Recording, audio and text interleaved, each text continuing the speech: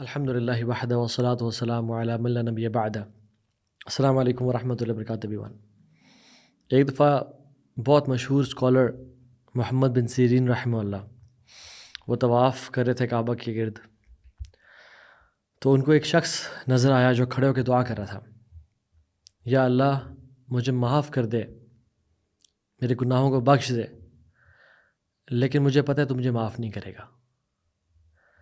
تو ابن سیرین رحمہ اللہ بڑے حیران ہوئے اس بات پہ، اور اس کو ریبیوک کیا اور ڈانٹا کہ تم یہ کیا دعا کر رہے ہو، کیونکہ ہمیں حدیث میں تو پتہ چلتا ہے کہ دعا کرتے وقت کنوکشن ہونی چاہیے۔ ادعوا اللہ وانتم موقنون بالاجابہ، دعا اس طرح کرو کہ تمہیں یقین ہو دعا قبول ہوگی، اور دعا کرنے کے بعد انشاءاللہ بھی نہیں کہنا چاہیے کہ اللہ مجھے معاف کر دے انشاءاللہ، یا اللہ تعالیٰ پہ رحم فرمائے انشاءاللہ، نہیں، دعا کنوکشن کے ساتھ ہونی چاہیے۔ تو اس شخص نے کہا ابن سیرین کو کہ آپ کو نہیں پتہ میری سٹوری، آپ جو یہ کہہ رہے ہیں because you don't know my whole story. Ibn Sirin نے کہا واٹس یور سٹوری دین؟ کہتے ہیں کہ میں نوجوان لڑکا تھا جب عثمان بن عفان زندہ تھے، اور مجھے عثمان بن عفان کے بارے میں بہت ساری باتیں پتہ چلیں کہ یہ اپنے رشتہ داروں کو اپوائنٹ کر رہے ہیں اور ان کے یہ فلاں فلاں معاملات ہیں۔ میں نے اس دن قسم کھائی کہ میں ان کی اصلاح کروں گا، اور میں نے اس ساری باتوں کو سن کے یہ بھی قسم کھا لی کہ I'll slap his face، جو یہ امت کے ساتھ کر رہے ہیں۔ The great Usman bin Affan رضی اللہ عنہ۔ یاد رکھیں عثمان بن عفان وہ ہیں جنہوں نے اتنے زیادہ اونٹ دیے، 700 روایات میں آتا ہے، اور کچھ میں 1000 اونٹ کا آتا ہے کہ اللہ کی نے کہا عثمان بس کر دو، آج کے بعد تو جو مرضی کر، اللہ نے تجھے معاف کر دیا۔ مسلمانوں کو جب پانی میسر نہیں تھا، کنواں خریدنے والے عثمان بن عفان تھے۔ اللہ کے نبی کے داماد، اور ایک دفعہ نہیں 2 دفعہ 2 بیٹیوں سے نکاح کیا۔ پہلے رقیہ سے رضی اللہ عنہ جب ان کی وفات ہو گئی یوم البدر پہ، اس کے بعد اللہ کے نبی نے اپنی دوسری بیٹی بھی عثمان بن عفان کو دے دی، اور کہا عثمان میری اگر 100 بیٹیاں بھی ہوتی اور باری باری وہ مرتی جاتی میں تجھے دیتا۔ کبھی ہسٹری میں ایسا نہیں ہوا کہ ایک نبی کی 2 بیٹیاں کسی ایک شخص کے پاس ہوں۔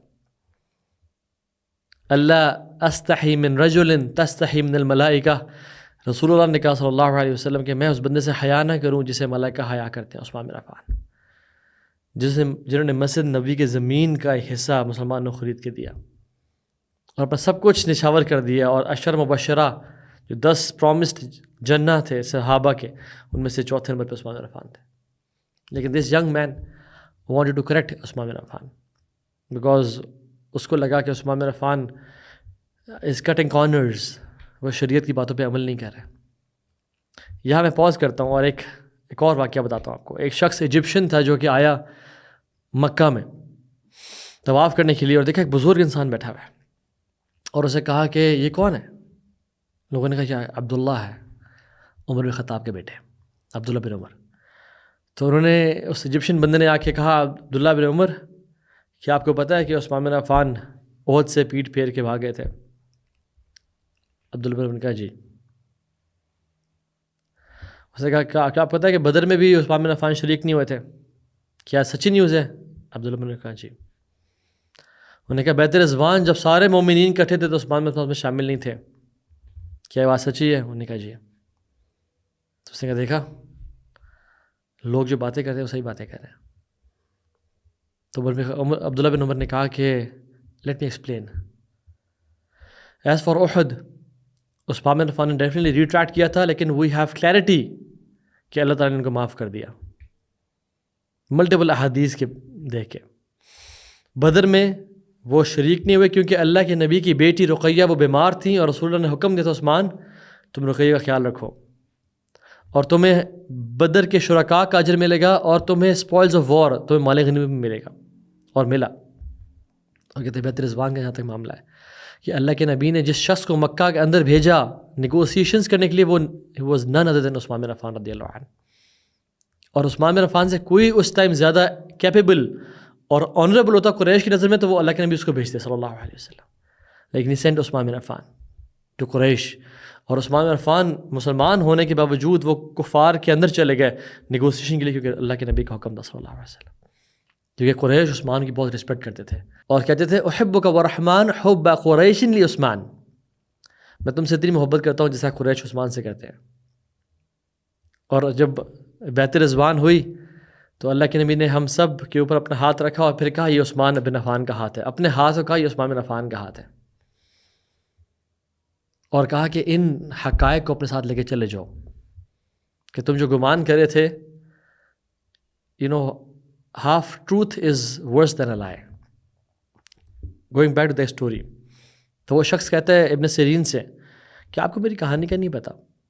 I wanted to fix Usman bin Affan and I took an oath by Allah کہ I'll slap him when I meet him. کہتا ہے جب میں پہنچا مدینہ تو میں اس ٹائم میں پہنچا کہ جب عثمان بن عفان کو ایک گروپ آف لوگوں نے قتل کر دیا تھا، یعنی شہید کر دیا تھا ایک طرح سے. اور کہتے ہیں جب میں اندر گیا تو میں لیٹ ہو چکا تھا اور عثمان بن عفان کی ڈیڈ باڈی پڑی ہوئی تھی اور ان کا فیس اور پوری باڈی کور تھی کفن میں، اور ان کی وائف نائلہ ان کے باڈی کے پاس بیٹھی ہوئی تھی and she was crying. اور ان کو شہید کر دیا گیا تھا. جن لوگوں نے ان کو مارا تھا تو حضرت نائلہ رضی اللہ عنہ نے ان کو بچانے کے لیے اپنے ہاتھ سامنے کیا تو ان کی کچھ انگلیاں بھی کٹ چکی تھیں. کہتے جب میں گیا تو چونکہ میں نے وعدہ کیا ہوا تھا اللہ سے اور قسم کھائی ہوئی تھی، تو میں نے نائلہ سے کہا کہ انکور ہز فیس، ان کے چہرے سے کپڑا ہٹاؤ. تو انہوں نے میرے چہرے پہ ایل انٹینٹ اور غصہ دیکھا تو انہوں نے کہا میں نہیں کرتی، اور مجھے ریٹیلیٹ کیا، روکا. لیکن اپنے غصے میں کہ انہوں نے امت کے ساتھ کیا کیا، میں نے ان کے چہرے ان سے کپڑا ہٹایا and I slept his face.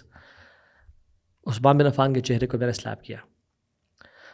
تو وہ خاتون تھی آؤٹ آف اینگر اینڈ ریج کہ میرے ہسبینڈ امیر المومنین کے چہرے کو اس نے سلیپ کیا، تو انہوں نے مجھے کہا کہ یا اللہ تو اس کی آنکھیں چھین لے اور اس کے ہاتھ کو پیرالائز کر دے اور کبھی اس کو معاف نہ کرنا. تو یہ بات کہتے کہتے ابن سیرین سے وہ کہتے ہیں اس نے کپڑا اٹھایا احرام کا اور کہا کہ میرے ہاتھ کو دیکھیں. ابن سیرین کہتے ہیں کہ اس کا ہاتھ ایسا ہو چکا تھا جیسے ایک سوکھی ہوئی لکڑی ہوتی ہے، شرنک ہو چکا تھا. اور ابن سیرین سے کہتا ہے کہ میری آنکھوں کو دیکھیں، اور اس کی آنکھیں بلائنڈ ہو چکی تھیں، ہی couldn't see anymore. کہتے ہیں عثمان بن عفان کی وائف کی جب پہلی 2 دعائیں قبول ہو گئیں، مجھے لگتا ہے ان کی تیسری دعا بھی قبول ہوگی. اس لیے میں کہہ رہا ہوں یا اللہ مجھے معاف کر دے، وَلَا أَظُنُّ أَنَّكَ تَفْعَلُ ذَلِكَ، اور مجھے معلوم ہے کہ تو مجھے معاف نہیں کرے گا. میرے بھائیوں اور بہنوں، some times in our desire to fix someone we ruin our hereafter. And this young man, this young lad، ایک بچہ نوجوان، یہ ایک عالم ربانی، ایک خلیفۃ المسلمین عثمان بن عفان رضی اللہ عنہ، ان کی اصلاح کرنا چاہتا تھا. But what he did، اس اصلاح کے چکر میں اس نے دنیا بھی تباہ کی اور آخر بھی تباہ کی. So شارٹ سے اسٹوری میں لیسن یہ ہے کہ some times what happens is youngsters، young lads، بچے immature، they want to fix some scholars. فلاں شیخ مکہ میں، فلاں شیخ they are corrupt، they are scholars for dollars، وہ ایسا کر رہے ہیں، وہ تو بک گئے ہیں. سبحان اللہ، اللہ المستعان. اللہ سے توبہ کریں. امام شافعی رحمہ اللہ کہتے ہیں کہ علم کے 4 سٹیجز ہیں. پہلی سٹیج، انسان کو لگتا ہے کہ مجھ سے زیادہ کوئی نہیں جانتا ہے اس کے بارے میں، اس سبجیکٹ کے بارے میں، کیونکہ اس نے کچھ پڑھ لیا ہوتا ہے اس کے بارے میں. دوسری سٹیج جب انسان پہنچتا ہے اس کو لگتا ہے کہ ہاں مجھے زیادہ پتہ ہے، لیکن کچھ ایسا نالج ہے بھی اس سبجیکٹ میٹر کے بارے میں جو مجھ سے چھوٹ گیا، جس کا مجھے ابھی تک نہیں پتہ. تھرڈ سٹیج، انسان کو لگتا ہے کہ مجھے تھوڑا پتہ ہے اس سبجیکٹ کے بارے میں، لیکن زیادہ ہے جو مجھے نہیں پتہ، کیونکہ اتنا کچھ کھل رہا ہے میرے سامنے. اور فورتھ سٹیج از کہ انسان کہتا ہے میرے سے بڑا جاہل ہی کوئی نہیں ہے، مجھ سے زیادہ گناہ گار ہی کوئی نہیں ہے. And when he experiences the ocean of knowledge, تو اس کو پتہ چلتا ہے کہ آئی نو نتھنگ، میں کون ہوں اور میں کیا ہوں.